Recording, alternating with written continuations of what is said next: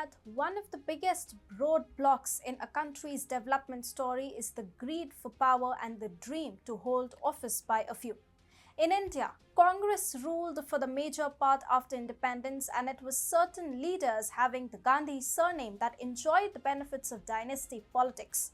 While the dynasty grew fatter and richer, the country regressed on namely every front. While the Gandhis held top positions within the party and the cabinet, thankfully it never got to an overarching point where the basic structure of the Union of India was threatened, well barring the dark emergency period of 1975.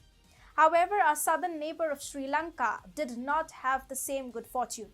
Currently facing an existential crisis that threatens the immediate future of 21 million odd Sri Lankans, the island nation has had to endure a long spell of dynasty politics, which in hindsight has been root cause of their problems.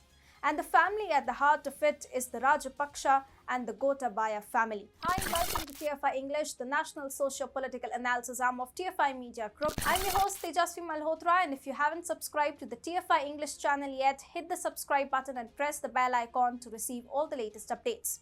Coming back to the story in this video, I will explain how it was dynasty politics that led to the downfall of Sri Lanka and not nationalism as our elite liberals believe. Let's begin. It is reported that at the height of their power, four brothers from Sri Lanka's Rajapaksa dynasty held the presidency and the Prime Minister's office, as well as the finance, interior and defense portfolios, among others in the country. President Gotabaya Rajapaksa and his brothers Chamal, PM Mahinda and Basil are third-generation politicians, while the fourth generation is represented by Mahinda and Chamal's sons Namal, Yositha and Shashindra. During Mahinda Rajapaksa's second term as president from 2010 to 15, there was said to be more than 40 Rajapaksa family members in government posts apart from the cabinet.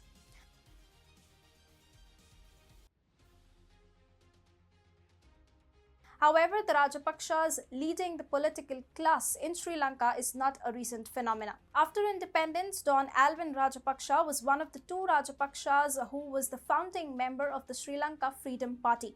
After the assassination of SFLP's top leader SWRD Bandaranaike in 1959, his wife Siri Mavo took charge. Meanwhile, Don Alvin Rajapaksa camouflaged in the background and started to rise through the ranks. By the time Chandrika Kamaratunga came to power in 1994, Don Alvin Rajapaksa had installed his son Mahinda Rajapaksa in the power corridors of Ceylon for more than 2 decades already. Meanwhile, elder brother Chamal and cousin Nirupama were also hovering around the party in cabinet.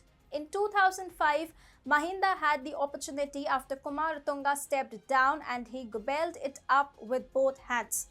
The military operations to rid the island of LTTE added to Mahinda's standing, and he and his family became the unmovable force in Sri Lanka, and thus started the descent into madness aided by limitless power and no one to check up on it.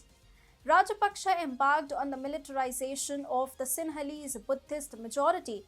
Corruption became rampant, the media became a puppet, and the Rajapaksa family was at it at the heart of everything. Indian liberals like Kaushik Basu praised Sri Lanka for the ease of doing business, where it was ranked higher than India. However, little will the kindergarten economists understand that Sri Lanka's ease of doing business was a mirage, as all a businessman needed was good relations with a Rajapaksa family and, of course, some extra money. It was a one-stop window clearance headed by Rajapaksa and Enterprise.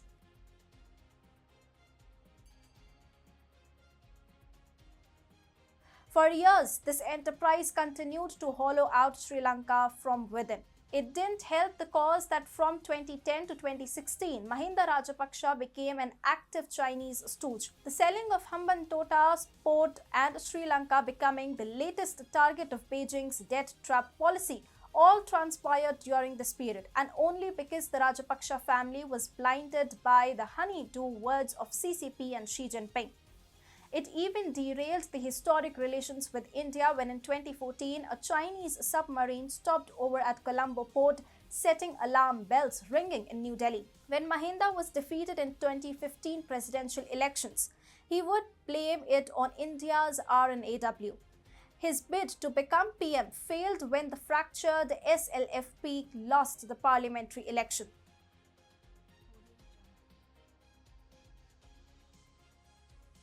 After a relative period of dormancy, the Rajapaksas once again came to power in 2020 following a landslide victory where President Gotabaya Rajapaksa won the presidential elections handsomely and chiseled out a cabinet that included two of his brothers and two nephews, sharing multiple portfolios among the family. Mahinda Rajapaksa became Sri Lanka's new Prime Minister and was also named head of three ministries: finance, urban development and Buddhist affairs. The president then swore in his eldest brother Chamal Rajapaksa as Minister for Irrigation, Internal Security, Home Affairs and Disaster Management. Chamal's son Shashindra was made Junior Minister for High-Tech Agriculture. The Prime Minister's son Namal became Minister of Youth and Sports.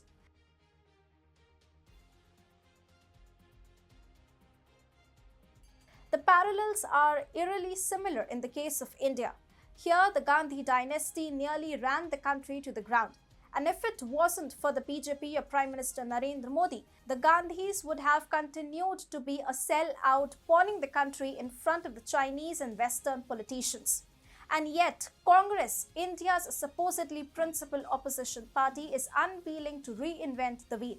With their voodoo magic cast over the zombie members of Congress, the Gandhi family has managed to usurp power to an extent that any talk to reform within the party is shot down promptly.